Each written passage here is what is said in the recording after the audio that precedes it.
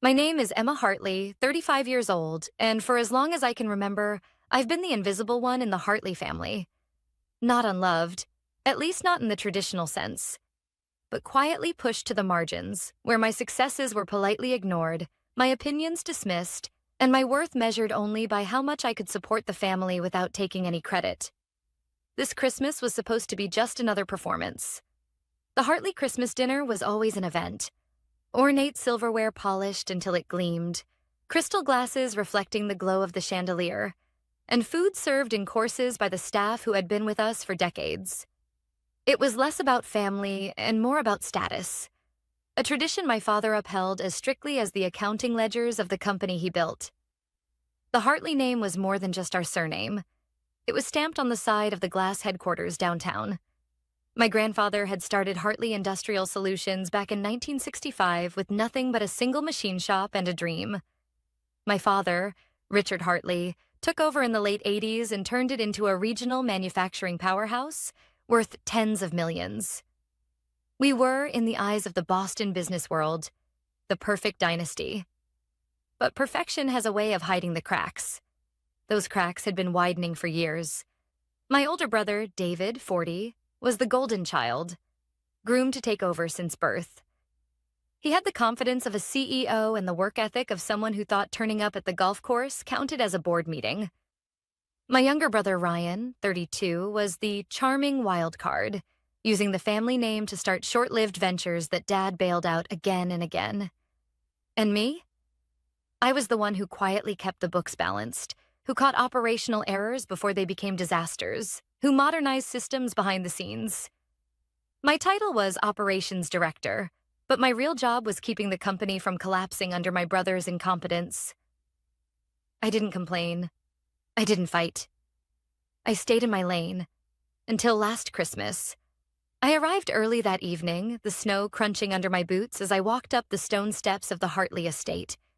The smell of roasted turkey and cinnamon rolls drifted out into the cold air when the door opened. Inside, I found my brothers already gathered around the fire, glasses of whiskey in hand, laughing at some private joke. "Emma," David said without looking up, "still working those long hours? You should relax more. Not like the company really needs you to." He trailed off with a smirk. Ryan grinned. "Yeah, let the real decision-makers handle it." I gave them the kind of polite smile I had perfected over the years. The one that said, "I'm not rising to that bait." We were halfway through dinner, the air thick with the usual mix of expensive perfume, turkey gravy, and barely hidden family politics, when Dad suddenly stood at the head of the table and tapped his glass. The sound rang sharp and clear. "I have an announcement," he said, looking every bit the commanding patriarch. After 40 years of building Hartley Industrial Solutions into what it is today, he paused for dramatic effect, savoring the way all eyes were on him. "I've sold the company." Forks clattered against plates. "You what?" I heard myself say, but not loud enough to interrupt the rush of reactions. David and Ryan erupted into cheers, loud, obnoxious, triumphant. They clinked glasses like this was the best Christmas gift they could have received. Dad raised a hand for silence. "The deal is done. $50 million. Granite Peak Holdings is the new owner." I swallowed the sudden lump in my throat, my mind racing. Granite Peak Holdings. Then he smirked. "And before anyone asks, no, you kids aren't getting a dime. Your mother and I are using the money for ourselves. The rest goes into a foundation. Consider it my legacy." The words hit me like a physical blow, but outwardly I remained still. It was a skill I had learned long ago. How to lock my expression into something unreadable while inside, the temperature dropped to ice. I set down my fork, folded my hands, and looked at him across the long stretch of the table. "Who's the lucky buyer?" I asked, my voice calm, measured. "Granite Peak Holdings," he repeated, clearly enjoying the weight of the name. "Smart group. Aggressive. They'll take the company places." I let a small smile tug at the corner of my mouth. "Then you sold it to me." The room went utterly silent. David's laugh died halfway out of his throat. Ryan blinked like he'd misheard. My mother froze with her wine glass halfway to her lips, and my father's jaw, strong, authoritative, and so certain of his control, actually dropped. I didn't elaborate. Not yet. I wanted the words to settle, to burn their way through the disbelief, to make them understand that the invisible daughter they had dismissed for years was about to rewrite the entire story of the Hartley family. Somewhere deep inside me, a part of my heart that had been starved for decades began to stir. This Christmas was going to be different. Very different. For a few seconds after I said the words, nobody moved. The only sound in the dining room was the faint ticking of the grandfather clock in the hallway. My father's face went through an entire slideshow of emotions: confusion, disbelief, irritation, before landing on a mask of skepticism. "What are you talking about, Emma?" he asked finally, his voice low, controlled, as if he was trying to keep the conversation from tipping into chaos. I leaned back slightly in my chair, keeping my tone casual as though we were discussing the weather. "Exactly what I said. Granite Peak Holdings is mine. I own it. Which means—" I gestured toward him with an open hand. "I own Hartley Industrial Solutions now." David laughed first. A short, sharp sound, more mockery than humor. "Right. And I'm the King of England. You're telling us you somehow bought Dad's company? With what? Your operations director salary?" Ryan smirked, shaking his head. "She's bluffing, trying to get back at you for not giving her a payout." I didn't respond to either of them. I kept my eyes locked on Dad, because I knew in that moment the only person whose reaction mattered was his. His grip on the stem of his wine glass tightened. "You expect me to believe you had 50 million lying around?" he said, voice edged with disbelief, but also, just faintly, a note of unease. I shrugged. "Not lying around. I built it, over the last 10 years. And just like that, I was back in my old apartment 10 Christmases ago, the year I decided I wasn't going to keep playing by their rules. When I was 25, I'd already been working at the company for 5 years. I had ideas, real, tangible strategies for how to modernize operations, cut costs, and expand into new markets. I'd spent months putting together a detailed proposal. Dad listened for exactly 7 minutes before pushing the folder back toward me. "This is all nice theory, Emma, but we're doing fine the way we are. Let the people with real experience handle the direction of the company." He didn't mean people with real experience. He meant your brothers. That night, sitting alone in my apartment, I realized something. I could stay and keep fighting for scraps of respect, or I could step out of their shadow completely. I chose the latter. I left Hartley Industrial Solutions the following spring, officially pursuing other opportunities. My resignation barely caused a ripple in the family. David told me not to burn out in my next job. Ryan joked that I'd be back in 6 months. They didn't realize I'd already started laying the groundwork for my own company. I launched Summit Core Solutions with the $45,000 I'd scraped together in savings. At first, it was just me and a rented desk in a shared workspace. I did consulting work for mid-size manufacturers who needed operational overhauls. Exactly the kind of work Hartley Industrial wouldn't let me touch. Every dollar I made went back into the business. For the first 2 years, I lived on instant noodles, took the bus instead of owning a car, and worked 16-hour days. I didn't take vacations.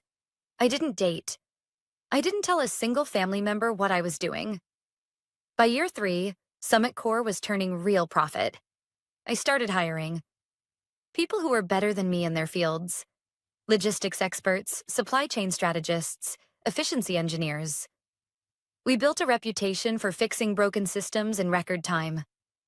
But my real break came when a client introduced me to a small private equity group looking for operational expertise on their acquisitions.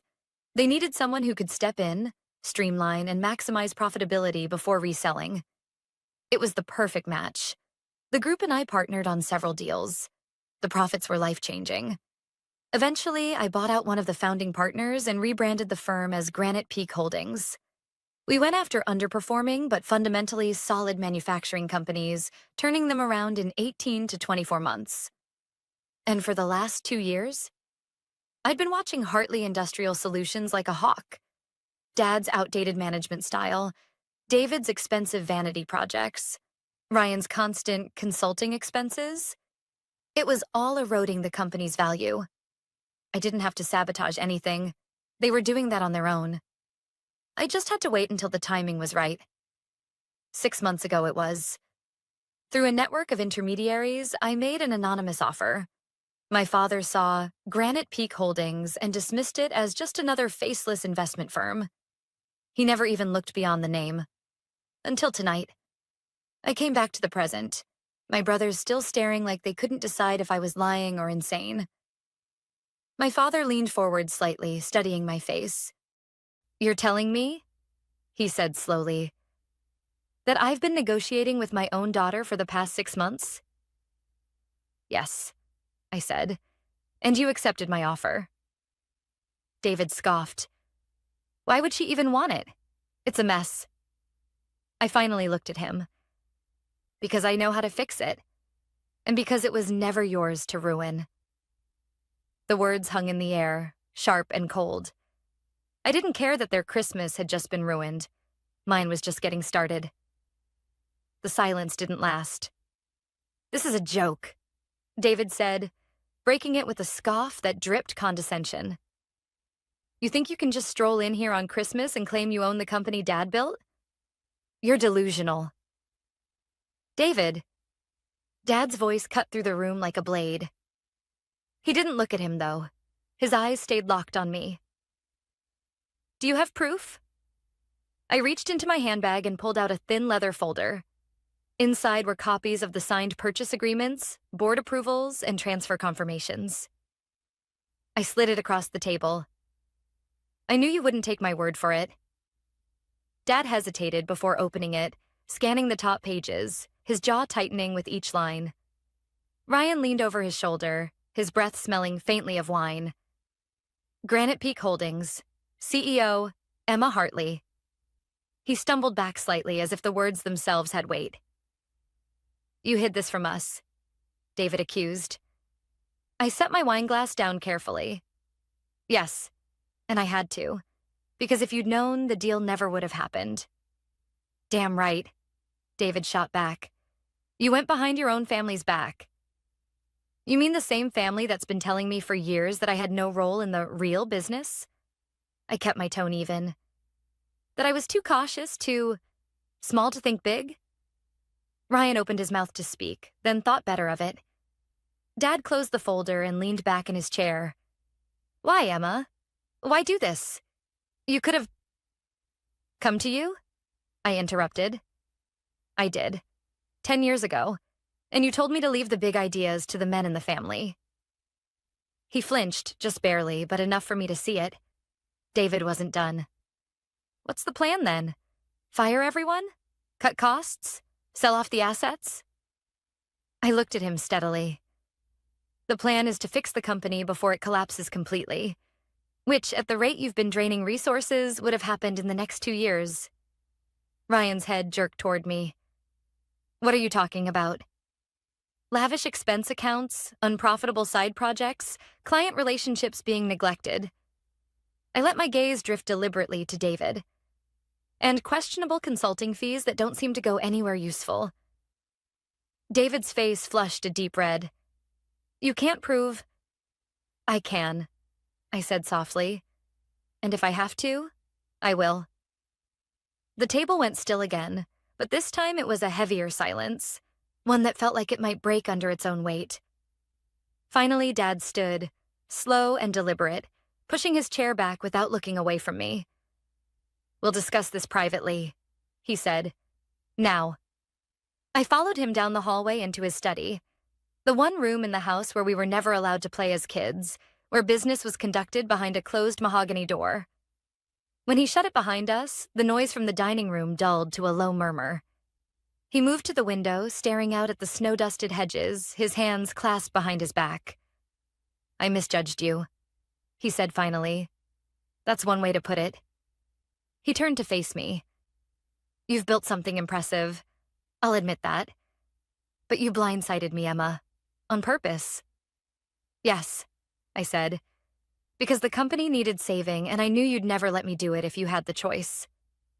His jaw worked as he weighed his next words. You think this is just about business? It's about legacy. My legacy. Our name means something in this city. It can still mean something, I replied, but not if it's tied to a sinking ship. A long pause. Then, what happens to me in your plan? You'll be chairman emeritus, I said. Advisory only, public face if you want it, but no operational control. His brow furrowed. So you'd keep me as a figurehead. Call it what you like. It's the best way forward. For the company and for you. He exhaled slowly, a sound somewhere between frustration and resignation. And your brothers? That depends on whether they're willing to actually work for their positions, I said. If not, they're out. His eyes searched mine for a long moment. You really think you can hold this family together after this? I didn't look away. That's not my job anymore, Dad. My job is to run the company, the family. That's up to all of us. Another silence. He finally nodded once, curtly. We'll see how this plays out. When I left the study, the dining room was quieter. My brothers were speaking in low tones, my mother sipping her wine with that fixed smile she wore whenever she wanted to appear unfazed. As I passed, David shot me a glare sharp enough to cut glass. Ryan avoided my eyes entirely. The first cracks had formed, and I knew from experience, once cracks appear, the whole thing can shatter. I barely slept. I lay awake counting the seconds between the furnace switching on and the radiator clicking, replaying every conversation from dinner as if I could edit them in hindsight. At 7:12 a.m., I gave up pretending, showered, and dressed in the only suit I'd packed, a charcoal jacket with neat shoulders and a white blouse that felt like armor. By 8:40, I was at my laptop in the breakfast nook, the house too quiet for a holiday morning. The subject line was already cued in my PR team's draft. Granite Peak Holdings completes acquisition of Hartley Industrial Solutions. The release was embargoed for 9 a.m. Eastern. 2 minutes to go, my phone buzzed with a text from Nora, Granite Peak's head of communications. Reporters are lined up.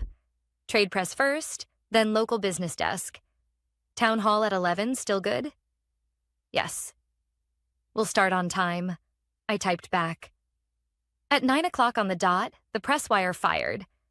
My inbox became a slot machine, new emails blinking into existence, requests for comment, congratulations from old clients, calendar holds from the bank. I refreshed once, twice, then stopped. There was nothing more to push. The message was out. Behind me, someone cleared a throat. I turned to find my mother, robe cinched tight, a coffee mug in hand. She glanced at the screen, read the headline, and exhaled through her nose. So it's official, she said. It's official, I confirmed. Your father is in his study, she added. He's been there since 6. He hasn't said a word. I nodded, closed the laptop, and stood. I have to go to the plant. 11 o'clock. She reached to straighten my collar, the way she used to when I was 10 and headed to a school presentation. Don't let them talk over you, she murmured. I won't, I said, and surprised us both by hugging her. The snow had turned to sleet by the time the car pulled up outside the headquarters. The glass facade reflected a gray sky and a familiar logo that would change in a matter of weeks. In the lobby, Janet, the receptionist who'd watched me grow up, rose halfway from her chair and then seemed to remember the headline. Ms. Hartley, she said, voice uncertain. Janet, I answered, using the same steady tone I'd used for years. Good to see you. Her shoulders loosened a fraction. We had planned the day in blocks. At 10 o'clock, I met with the plant supervisors. 5 people who kept the place running, even when the executive suite forgot it was a factory, not a showroom. At 10:40, a quick pass with finance to confirm payroll, vendor schedules, and cash flow. At 11 o'clock sharp, the all hands. The supervisors' meeting was the first test. I walked in with 2 of my Granite Peak team, Luis, operations turnaround, and Maya, HR transitions. and without preamble said, "No jobs are being cut today." Heads lifted. Someone let out the breath they'd been holding. "There will be changes," I continued, "but they'll be based on performance and process, not politics. Safety standards will be first, then on-time delivery, then quality assurance. If we fix those, the rest follows." "Will the product line stay?" asked Ramesh, head of machining, practical as ever. "We're pausing the boutique prototypes," I said, thinking of the expensive showpieces David had pushed for trade shows. "We'll double down on the top 3 SKUs with the best margins and lowest return rates. We'll add a second shift only when on-time delivery is above 96% for 8 consecutive weeks." Ramesh scribbled. "That's reasonable." Reasonable. It wasn't fireworks, but it was what we needed. Finance was harder. Paula, the controller, slid a folder toward me. "Quarterly burn is higher than the board saw. 2 supplier invoices are 90 days past due. And Emma, there are irregularities in consulting expenses." She didn't have to say whose. I nodded once. "Freeze new discretionary spending. Pay the critical vendors today. I'll address the irregularities." "Address? How?" she asked. "By tomorrow," I said. "You'll have written instructions." At 10:57, we stepped into the main floor for the town hall. 200 employees gathered under sodium lights, coats still damp from the sleet, eyes on the temporary platform someone had set up near the loading bay. The rumor mill had already spun. I could feel it in the air. When I took the microphone, the echo of the warehouse swallowed the first second of my voice, and then it didn't. "My name is Emma Hartley," I began. "Many of you know me. I worked here for 10 years. I learned the night shift coffee tastes like burnt pennies and that the shipping dock is windier in March than any Boston street. I also learned that this company runs on your hands, not on a name on the building." No one fidgeted. A few arms uncrossed. "As of this morning, Hartley Industrial Solutions has a new owner, Granite Peak Holdings. I run Granite Peak." I let that sit. A murmur moved through the crowd and dissolved. "Here is what happens next," I said, and ticked it off, simple as I could. "Paychecks continue on schedule, no layoffs today. Safety and quality are first. We will restore on-time delivery to above 96%. We will meet our oldest vendor debts within 30 days. We will end vanity projects. We will invest in the lines that feed your families." A hand shot up. Callie from Assembly, direct as always. "We've heard no layoffs before, and then half the line disappears 2 weeks later. Why should we believe you?" "Because I'm putting it in writing this afternoon," I said. "A 90-day no-layoff pledge, contingent on standards we can all see. Safety incidents down, on time up. You will know what you're being measured against, and you will be part of building it." She nodded slowly. "Okay." Luis stepped forward and held up a laminated sheet. "This is the first week plan," he said. 5 things. 1. Daily stand-ups on each line. 10 minutes max. 2. Red tag anything that slows you down. No blame, just visibility. 3. Maintenance backlog triage by Friday. 4. Vendor call list.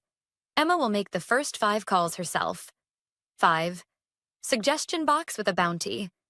$50 for any idea that saves a documented hour a week. That last part actually got a laugh. The good kind. I was about to close when I saw, over the crowd, a pair of suits at the back. David and Ryan, hands jammed in their pockets, faces set. I felt the now familiar cold calm settle into place. "One more thing," I said. "I know there's fear. There's also pride, and there's a way through if we do this together. We can fix what's broken without breaking each other. But I'm going to be honest. Entitlement and shortcuts are done. Results and respect are in." Applause started near the loading dock and moved forward like a wave. It didn't roar. It didn't need to. After the town hall, I shook hands until my fingers ached. People didn't ask for promises as much as they asked for clarity. Will overtime be fair? Will tools be replaced? Will schedules go up before Sunday night? Yes, yes, yes. Back in the conference room, the door had barely closed when David pushed in after me, Ryan on his heels. You humiliated us, David hissed, keeping his voice just low enough not to carry, in front of the entire staff. I told them the truth, I said. That's new. I understand it stings. Ryan folded his arms. You can't lock us out. We're family. You're executives, I said, and set 2 envelopes on the table. These are your options. David didn't touch his. Options? Option 1, step back for 90 days with full pay while we audit projects and expenses. You can apply for roles that match documented performance. Option 2, resign with severance. If you pick neither, we proceed with a formal investigation. Ryan glanced at David, then at me. An investigation into what? I met his eyes. Into what the controller flagged, and into why West Armored canceled their renewal after a strategy dinner that lasted 5 hours at a place we don't do business in. David's mouth opened, then shut. Color rose along his collar. This is a power grab, he said. This is stewardship, I answered. Decide by Friday at 5. When they left, Maya slid into the empty chair. That could have gone worse, she said. It will, I said, and felt the fatigue sweep over me. But we're pointed in the right direction. On the drive back to the house, my phone buzzed again. Nora. Trade Journal wants a quote on your family to owner transition. Do we give them the line about legacy? Give them the line about responsibility, I wrote. Legacy is something other people write for you. Responsibility is what you do next. I sent it and stared at the screen, my reflection faint in the dark glass. Responsibility. The word felt heavy and right. When I walked into the foyer, Dad was waiting beneath the old portrait of my grandfather, hands in his pockets, eyes on me like he was seeing me for the first time. He nodded once, the smallest concession in a lifetime of them. Town hall went well, he said. I got texts. It went honestly, I replied. He studied me for a long beat. Chairman Emeritus, he said, as if testing the shape of it. I'll be in at 9 tomorrow. I expect a desk.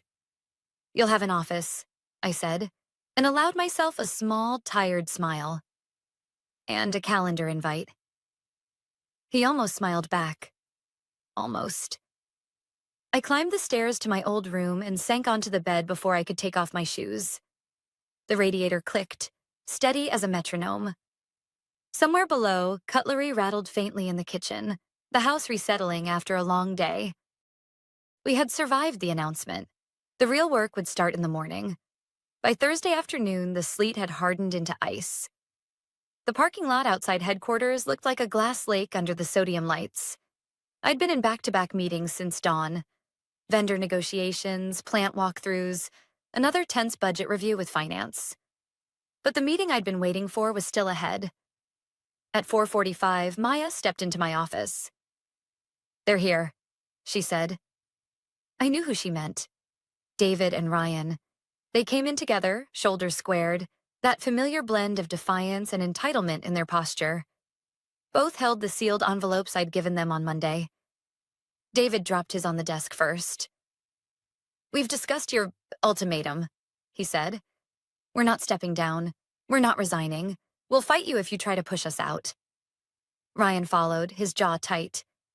And you'll lose. The employees know us. The board still has family loyalty.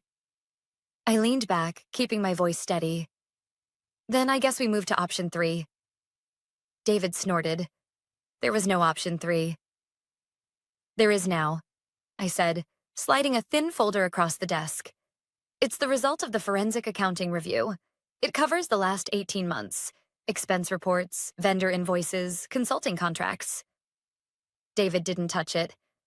Ryan glanced down, then back up at me, his expression unreadable. It's all legal, David said. You won't find anything that sticks. Then you won't mind if I forward it to the company's compliance officer, our external auditors, and... I tapped the corner of the file. The state's Business Crimes Division. Standard transparency. David's face flushed. Ryan's fingers tightened on the edge of the desk. This is blackmail, David hissed. No, I said calmly. It's governance, the kind you never thought you'd answer to. For a long moment, no one spoke. Then Ryan stood. Fine, he said, his voice lower. We'll take the leave. 90 days, full pay.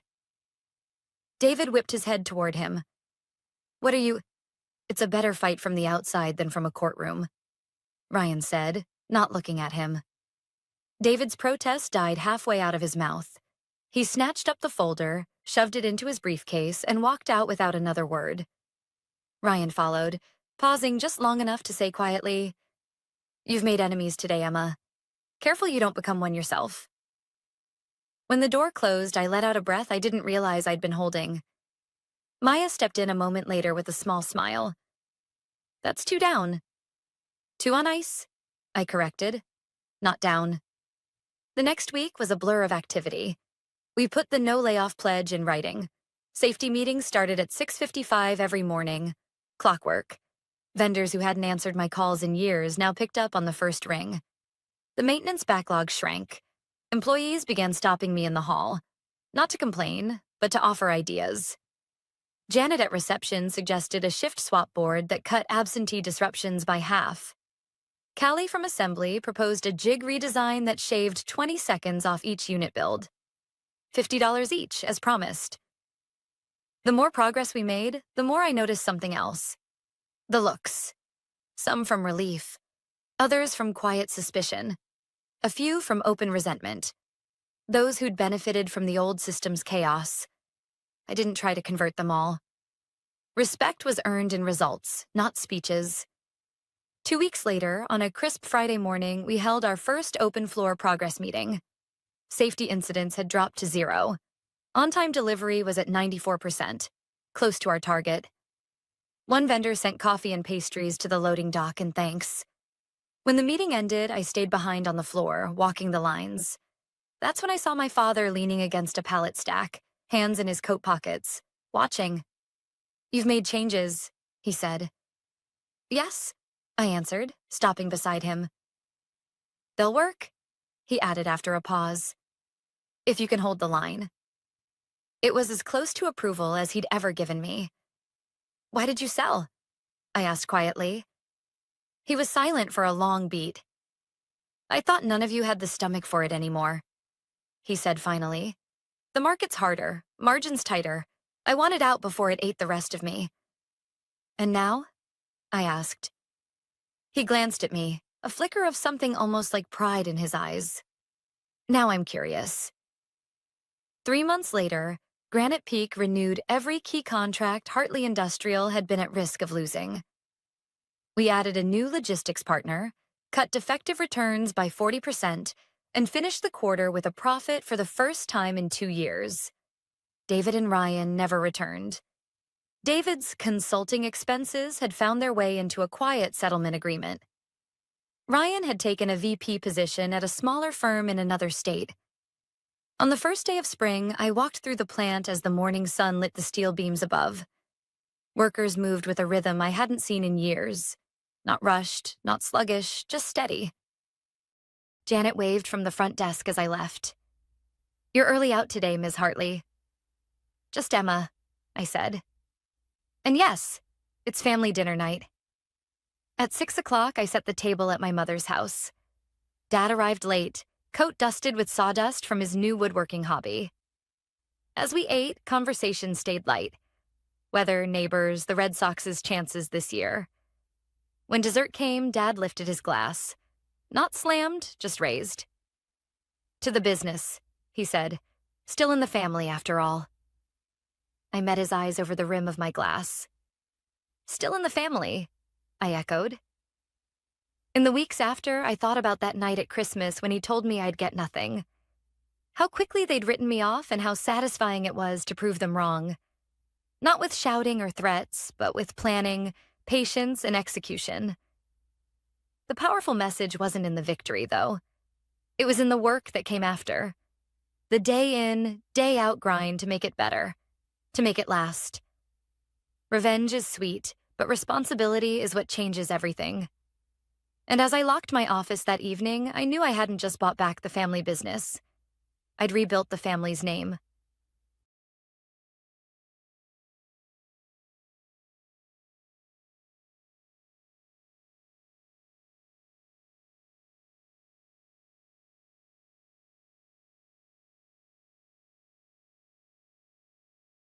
We don't need just a pretty face here, sweetheart. This is a real company, not your little hobby. That was the very first thing Nathan Cole said to me. I didn't know him, but I knew the type. Expensive suit, too much cologne, the smirk of a man who thought charm could replace competence. I didn't answer. I just looked at him for a second, then at the CEO's office door he had just walked out of. That's when it clicked. Nathan was the CEO's son, and apparently my new boss. My name is Jessie Carter. I'm 32 years old and I've been working at Betrayal Systems for 6 years. I'm not a secretary. I'm not in PR. I'm the lead systems architect for the core AI framework that powers every single one of Verelia's flagship products. And for the record, I don't do hobbies. I design things that keep billion-dollar contracts alive.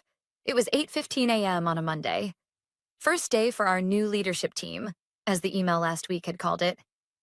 The old CEO had retired quietly, selling controlling interest to an investment group headed by Charles Cole, Nathan's father. Charles had been in finance for decades. Nathan, I learned from LinkedIn, had spent most of his adult life bouncing between short-lived startups, all bankrolled by his father. Not one of them had survived longer than 2 years. I was at my workstation reviewing error logs from the weekend's stress tests when Nathan appeared. He leaned against the desk like he owned the place. Technically, maybe he did now. And dropped that pretty face line like we were in some bad 80s movie. I didn't give him the satisfaction of a reaction. Instead, I closed my laptop, slid it into my bag, and started packing up my personal things. The framed photo of my late brother, the coffee mug from the first AI conference I ever spoke at, the small fern that somehow survived the fluorescent hell of our office lighting. Nathan chuckled. Hey, don't take it personally. You'll do fine here if you keep smiling.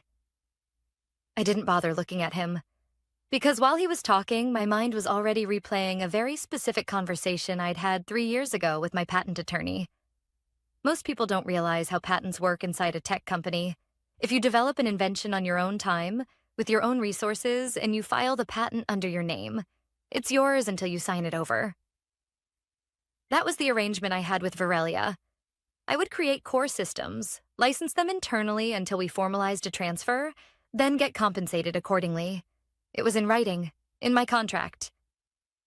And right now, 6 pending patents, covering the adaptive AI engine, the predictive compression protocol, and the dynamic security layer, were still mine.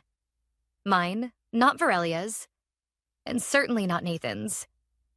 I zipped my bag and walked past him toward the elevator. Hey, he called after me. Where are you going? We've got a team meeting in 20 minutes. I pressed the elevator button. No, Nathan, I said without turning around. You have a meeting. I have something else to take care of. His laugh followed me into the elevator, short, dismissive, the kind that assumes you'll come back crawling. By the time I reached my apartment, the rain had started. Seattle in October, the perfect weather for thinking. I brewed coffee and laid out my laptop on the kitchen counter, pulling up my cloud storage. All 6 patent portfolios were stored on my personal servers, hosted completely outside of Verelia's infrastructure. The licensing agreements were due for renewal in exactly 9 days. I didn't plan to renew, not without a conversation. The next morning, I came in early. Most of the office was still dark, but from the corner conference room, I saw Nathan pacing with 2 other men I didn't recognize. On the table between them was a stack of glossy presentation folders, launch materials, the big launch. We'd been working toward it for 18 months. Project Atlas, an AI-driven analytics platform that could process and visualize live data streams in seconds. The kind of product that, if successful, would cement Verelia as an industry leader for the next decade. Atlas didn't just use my technology. It was my technology. The adaptive AI engine was its beating heart. Without it, the platform was little more than a pretty dashboard with no brain. At 10 a.m., Charles Cole himself arrived. Tall silver hair, expensive watch. Nathan hovered at his shoulder like an eager apprentice. Charles introduced him as the new strategic operations lead to the entire staff, emphasizing his vision for modernization. I stood at the back of the room, arms crossed, and listened. Nathan talked about streamlining, removing redundancy, and prioritizing the right talent. I noticed his eyes flick toward me when he said that last part. That was the moment I knew. They weren't just here to lead. They were here to replace. And if they thought they could take my work without paying for it, they were in for a very public education in how patents, contracts, and consequences worked. That night, I got a call from someone in the development team.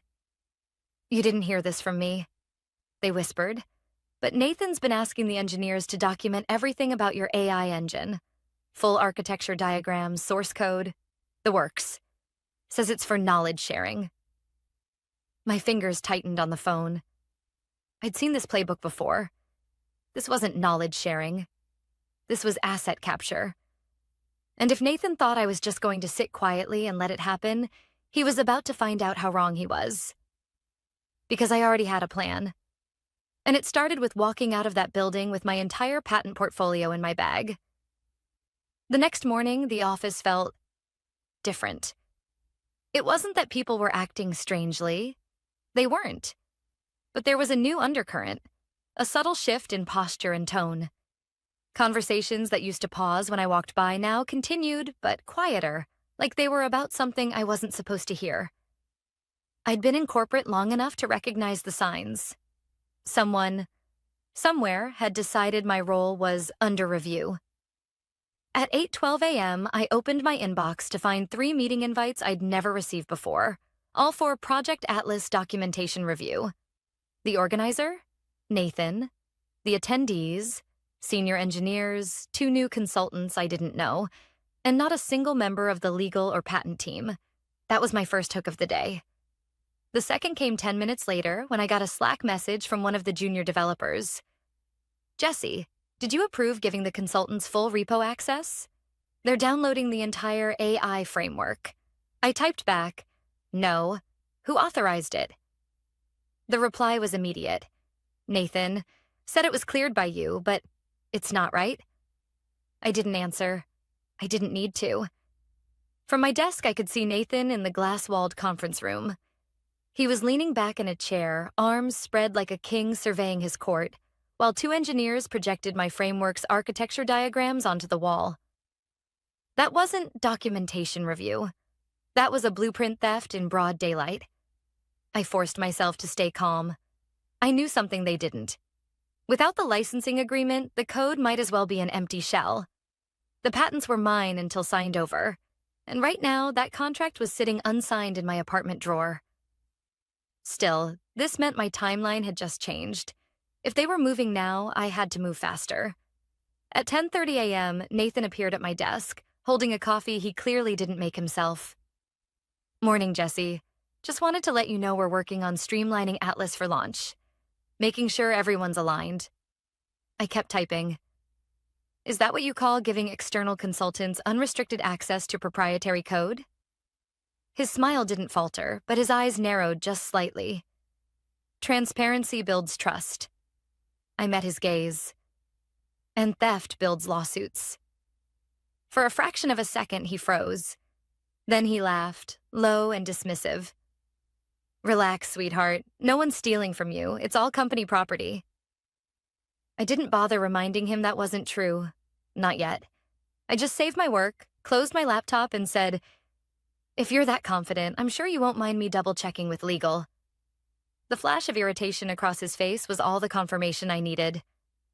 That afternoon, I called Mark Ellison, Verelia's in-house counsel, from a quiet corner of the lobby. I didn't trust company lines anymore. "Jesse, I can't say much," Mark said carefully, "but I'd advise you to make sure you have every piece of documentation about when and how you developed your patents. If they try to claim derivation from company resources, it could get messy." "They're already trying," I said. Silence on the line for a beat. Then you should know something. Charles has been telling the board that Atlas's core tech is now fully internalized. That's a very specific phrase in contract law. Meaning? Meaning he's implying they own it, even if they don't. And that makes your position precarious. When I hung up, my stomach felt like it had dropped through the floor. They weren't just stealing the code. They were laying the groundwork to make it look legal. That night, I stayed in the office later than usual. The cleaners came and went. The lights in the conference rooms went dark. By midnight, it was just me and the hum of the servers. I connected my personal laptop to my secure cloud, running through every line of code in my portfolio. I tagged each file with metadata, creation date, device ID, and version control history. Everything was logged, time-stamped, and backed up in 3 separate offsite servers, 2 in the US, 1 overseas. If they tried to argue I'd built it on company time, I could prove otherwise. At 1:14 a.m., I sent an encrypted message to my patent attorney, Rachel Myers, with the subject line, "Acceleration required." Rachel, we need to move up the enforcement window. They've begun copying internal architecture diagrams and source code. Confirming derivation claims are imminent. Recommend preparing cease and desist language with immediate effect. We'll update in 24 hours. When I finally left, the rain had stopped. The streets were empty, the air cold enough to bite. My car windows were fogged over, and as I sat there waiting for the defrost to kick in, I thought about Nathan's smirk that morning. He thought I was just a pretty face who'd roll over when the real players showed up. He was about to learn that the real players don't raise their voice. They don't make threats. They just make sure the other side never sees the hit coming. And in exactly 7 days, the Atlas launch would be live-streamed to investors, clients, and press worldwide. I planned to let them get right up to that moment before they found out what I'd done. By Wednesday morning, word was out. Atlas would launch the following Tuesday at 9 a.m. Pacific.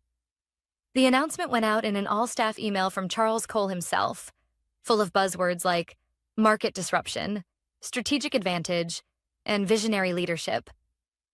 Nathan's name appeared 3 times in the message. Mine didn't appear once. At 8:45 a.m., I walked into the office kitchen for coffee and overheard 2 of the engineers talking. They're saying the new AI engine can handle triple the concurrent load of the old version.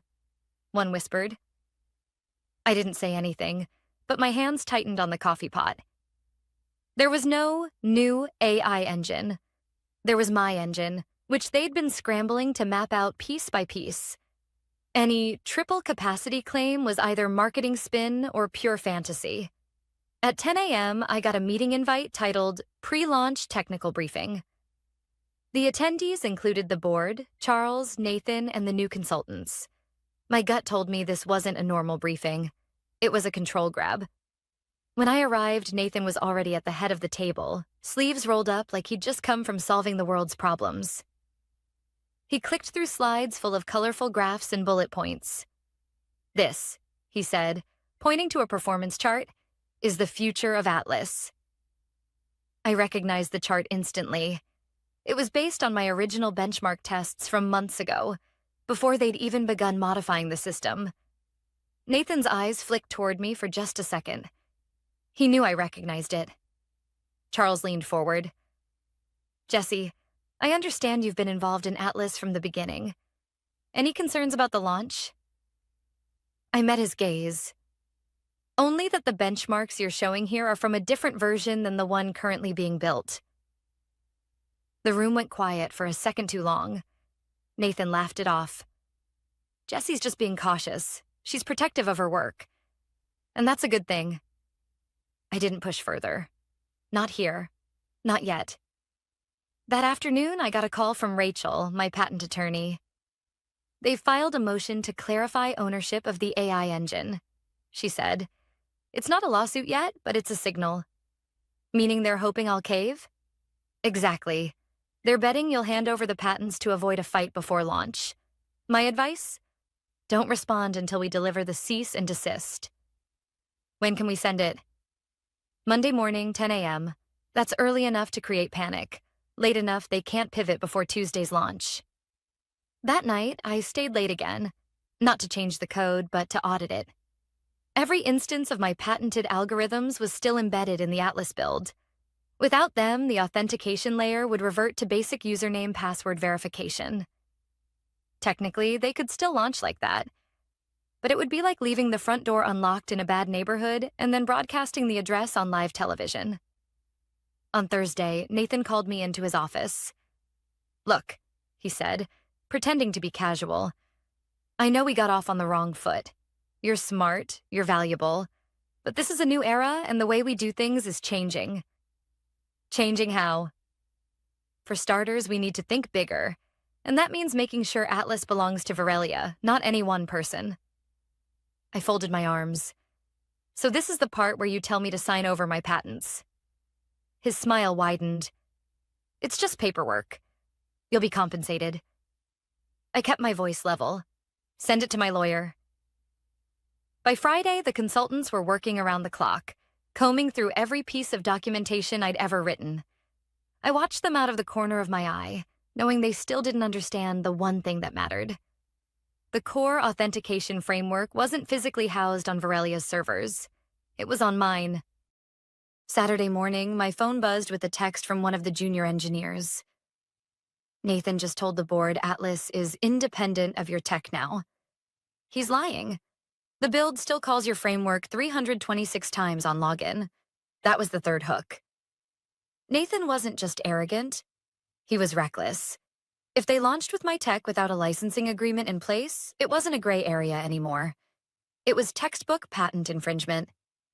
On Sunday, I drove to Rachel's office with a hard drive containing every version of the AI engine, all metadata intact. We went over the cease and desist one last time, line by line. "Once this is served," she said, "you have to be ready for immediate retaliation. They'll accuse you of sabotage, theft, whatever they can throw at you." "Let them," I said. "The truth's on my side." Rachel slid the envelope across the table. "Then we're ready." That night, I couldn't sleep. I lay in bed, listening to the rain, thinking about the faces I'd see in the office tomorrow morning when the courier walked in with that envelope. Nathan would smirk, then panic. Charles would go straight to damage control. And everyone else? They'd wonder how the launch could possibly go wrong. I closed my eyes and pictured Tuesday at 9 a.m. The stage, the cameras, the investors in their suits, and the moment they tried to log into Atlas, only to find the door locked, the lights out, and the keys in my pocket. At 9:57 a.m., Monday, I was in my chair with my laptop open, cursor blinking over an email draft I'd been rereading for 20 minutes. The subject line was simple. Notice of license termination, Atlas authentication components. It had 3 attachments: the signed cease and desist from Rachel, the exhibit list of my patents, and the prior internal license letters that proved Verelia had always treated my tech as licensed, not owned. At 10 a.m. sharp, the courier stepped out of the elevator and walked straight to reception. From my desk, I watched the envelope get passed to Charles's assistant, then to Mark Ellison from legal. Within a minute, I saw Mark moving quickly toward the executive suite. Less than 2 minutes later, my phone lit up. "Incoming call. Private number." I let it ring out. A Slack pinged. Then another. Then an email from Office of the CEO. "Conference room A, now." I took a breath, slid my phone into the drawer, and walked. Charles was standing at the end of the table when I entered, the envelope open, pages spread like a fan. Nathan had that fixed grin people wear when they think they're still in control. Mark sat off to the side, legal pad ready, face neutral. Charles didn't waste time. "Jesse, what is this?" "It's notice you're not authorized to use my patented components in Atlas," I said. I kept my voice even. "The license expired. Renewal was never executed. You've continued using the tech without permission." Nathan laughed. "Your tech? It's company tech." Mark cleared his throat. "To be precise, portions of the framework are covered by pending and issued patents filed under Ms. Carter's name. Historically, we've used internal licenses pending transfer. Historically? Charles snapped. We own the company. We own the code. Ownership of code and ownership of patent rights are not the same thing, Mark said quietly. This notice triggers certain obligations. Nathan rolled his eyes. Obligations like stopping use, I said. Immediately. Charles slid a fresh document across the table. Then sign this transfer now and we're done. I didn't touch it. Send it to my attorney. He leaned in. There's a launch in 24 hours. If you push this, you'll destroy everything we've built. You're free to rebuild an authentication layer that doesn't infringe my claims, I said. You cannot use mine without a license. Nathan's grin cracked. This is blackmail. It's called contract enforcement, Mark said. Charles turned to me, voice dropping half an octave. You walk out with those patents and we will pursue you for theft of company IP. I kept my hands on the chair back so he wouldn't see them shake. Everything was developed off-site, on my equipment. You have my logs, purchase receipts, the version control history. You've had them for years. Silence. Then Charles exhaled through his nose. Get out, he said. We'll handle this. I walked back to my desk. I didn't pack this time. I documented. At 10:42 a.m., I sent a single statement email to legal and the executive team. Per attached C&D, effective immediately, I am revoking access to all remote endpoints, keys, and services that implement claims in the attached patents. This action is limited to my property and does not alter or access any Betrayal asset. I will maintain full forensic logs. 2 clicks. Rotate primary API keys, disable legacy fallback token, revoke the Atlas service account on my gateway. It took 41 seconds.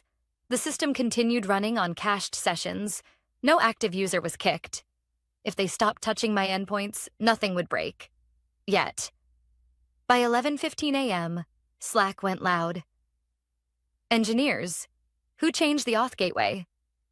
Why are we getting 401s on stage cluster? Did we cut over to the new provider? Its security DM'd me. We're running an emergency audit. Please bring in all company devices. I replied, happy to. I don't have any company devices at home. My personal equipment is not subject to audit. 2 minutes later, HR emailed me a PDF titled Updated Employment Agreement, IP and Device Policy. Timestamp, 11:23 a.m. New language. Retroactive language. I replied, CCing Mark and Rachel. I will not sign retroactive policy. Please address counsel to counsel. At 12:05 p.m., Nathan appeared at my desk with a security supervisor I'd never met. We need your laptop, he said. This is my personal machine, I said. Here's my signed device waiver from onboarding. I handed the form across. He snatched it, skimmed, and handed it to the supervisor with a grimace. We're putting you on administrative leave, he said. Hand over your badge. I set the badge on the desk. I'll await written confirmation and next steps from legal. He expected a scene. I gave him a paper trail. As they walked away, my phone buzzed with a message from a junior engineer. Stage can log in if we recycle sessions. Prod is fine, for now. That was the keyword. For now. The cache window would expire. I knew their refresh cadence. I'd helped design it. At 1:40 p.m., Mark called from his office. For once, his voice sounded human. They're going to accuse you of sabotage. Don't say anything on company channels. Let Rachel speak. Understood. Also, he added, between us, they should not launch without a non-infringing auth layer. If they do, they're inviting regulators, not just you. Will you put that in writing? A pause. I will document my advice. By 3 p.m., PR sent an all-staff. Atlas launch, full steam ahead. The message insisted everything was on track. A calendar invite followed for 5:30 p.m. War room, final readiness. I wasn't invited. I went home. At my kitchen table, I opened my audit dashboard. Every request to my gateway was now logged with full headers, timestamps, originating IPs. I wasn't touching their systems. I was watching my own. Legitimate, boring, unassailable. At 6:12 p.m., a new client ID pinged my gateway, one I didn't recognize. It tried to authenticate 6 times in 20 seconds, failed, then vanished. 3 minutes later, another. Someone was brute probing the edges, hoping I'd left a door cracked open. I forwarded the log to Rachel with a single line. Attempted unauthorized access to my property following notice. She replied 1 minute later. Good. Keep logging. Do not engage. The night wore on in pings and quiet. At 9:03 p.m., a message from an engineer I trusted. They're swapping in a temporary auth. It passes smoke tests, but chokes on concurrent refresh. Nathan says we're fine. How many users can it handle? I wrote. We got to 38. Atlas's demo would put hundreds on it at once. I slept badly, that nervous half-sleep where your mind keeps running scripts. Twice I sat up convinced I'd forgotten something, then lay back down when I remembered the checklist and the backups and the letters in triplicate. I'd done this by the book. They were the ones sprinting into traffic. Tuesday, 5:42 a.m. My alarm. I made coffee stronger than necessary and opened the stream announcement. 9 a.m. Pacific. Investor list visible in the RSVP banner. Tech press already tweeting about the AI moment. The War Room calendar showed a 7 a.m. status call. I wasn't on it, but someone forwarded me the agenda anyway. 7 a.m. smoke test. 7:30 a.m. load test. Limited. 8 a.m. green, red go. 8:30 a.m. PR brief. 9 a.m. live. At 7:06 a.m., my phone lit up with a thread from the engineer. We passed smoke. Load test skipped. Nathan says optics. I stared at the screen. Skipped. Because load tests could tank confidence. Because reality was negotiable if the slide looked good. At 8:11 a.m., I received an email from Charles directly. Last chance. It was one sentence. Sign the transfer and we'll make you whole. No numbers, no terms, just trust me from a man who had tried to slip retroactive policy under my door. I replied with the same sentence Rachel had taught me on day 1. Please direct all communications to my counsel. At 8:27 a.m., I stood, grabbed my keys, and walked out to my car. I didn't need to be anywhere specific. I needed to not be there. I drove to a quiet lot 2 blocks from the office, the kind where delivery trucks nap between runs. Rain ticked on the windshield. The city moved around me like it always had, indifferent. I opened my laptop and pulled up the stream. The stage was minimalist. A big LED wall with the Atlas logo, a demo station, 2 stools. Charles appeared first, measured and smooth. He introed the problem, the market, the vision. Then he smiled toward the wings. And to show you the future, here's Nathan Cole. I watched him cross the stage, confident, hands open, voice warm. He spoke about speed and trust and scale. He invited the audience to pull out their phones, scan the QR code, and experience Atlas Live. A QR shimmered on the screen. I glanced at the clock. 8:59 a.m. In my audit window, connections started to bloom. Guest accounts, conference Wi-Fi pools, carriers. Not to my gateway. To theirs. I closed my eyes for a second and breathed. In 1 minute, the test would become traffic. In 1 minute, marketing would meet math. I set the coffee down, steadied the laptop on my knees, and watched the counter tick. 9 a.m. At 9 a.m., the counter spiked. My audit window lit up like a Christmas tree. Hundreds of concurrent login attempts funneled into the Atlas endpoint. For the first 3 seconds, everything looked stable. Then, at 9:03 a.m., the red bars started appearing. Failed authentication. Token refresh timeout. The refresh bottleneck I'd been warned about was kicking in. By 9:05 a.m., over half the sessions were returning error messages. I switched to the live stream. Nathan was still on stage, beaming, walking the crowd through the features on the big LED screen. On the right-hand side, a live feed showed user dashboards loading in real time. Only now those dashboards were freezing. A murmur rippled through the audience. Someone's phone in the front row buzzed. They glanced at it, frowned. On the big screen, a spinning wheel replaced the interactive map. Nathan noticed.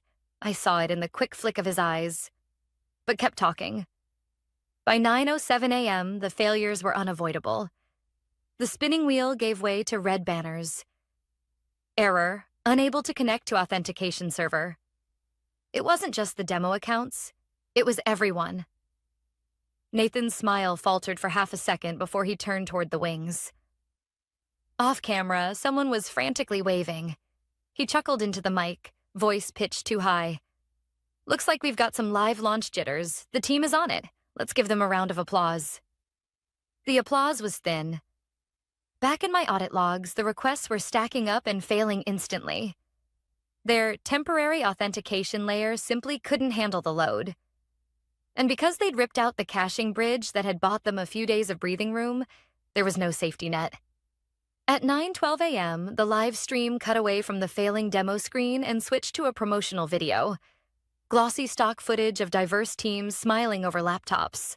A Band-Aid on a severed artery. From where I sat in the parking lot, I could picture the scene in the war room. Consultants shouting over each other, engineers hammering keyboards, Charles demanding someone fix it now. I knew the truth. They couldn't fix it now. Not without my framework. Not in the middle of a live launch. At 9:17 a.m., my phone buzzed. Unknown number. I let it go to voicemail. Then again. This time I picked up. It was Charles, his voice tight. Jesse, what would it take to get this back up? Right now. License agreement, I said. Signed with payment terms. That's not realistic. Neither is launching without infrastructure. He swore quietly. We'll call you back. He didn't. By 9:30 a.m., they cut the stream entirely. The press release that had been queued up for a successful launch of Atlas was deleted from the corporate site. Tech journalists on Twitter were already posting screenshots of the errors. One headline appeared before I even closed my audit window. Betrayal Atlas launch fails live. Authentication meltdown. I drove home. The rain had started again, fine and cold. My phone was a constant buzz of calls, texts, emails. I ignored all of them except Rachel's. Damage control mode, she said as soon as I answered. They're trying to spin this as unexpected server outage. Doesn't change the fact they violated your patents. The paper trail is clear. You're in a strong position. How strong? Strong enough to negotiate terms before they even think about court. By Wednesday, the board had called an emergency meeting. Nathan was quietly removed from any public-facing role. By Friday, his LinkedIn profile listed him as exploring new opportunities. Charles released a statement about leadership realignment and unexpected technical challenges. 3 of Verelia's largest clients canceled their contracts. The stock dropped 37% in 4 days. And according to one of my contacts in engineering, the consultants brought in to save Atlas walked after realizing the rebuild would take 6 to 9 months. The following Monday, Charles himself called me. This time, there was no tight control in his voice, just exhaustion. We're prepared to discuss licensing terms, he said. Exclusivity, purchase of patents, whatever it takes. Rachel handled the rest. By Thursday, the agreement was signed. The number they wired to my account was more than I'd made in 6 years at Betrayal.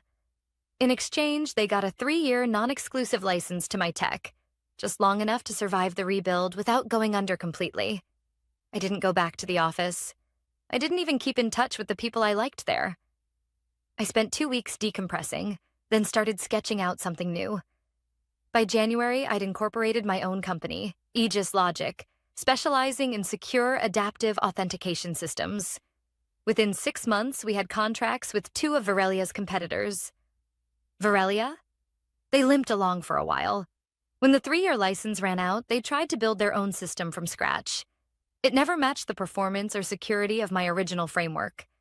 Eventually, they were acquired for a fraction of their former valuation. Charles retired quietly. Nathan disappeared from the tech world entirely. Sometimes people ask me if I regret not giving them the patents earlier, avoiding all the mess. I tell them the truth.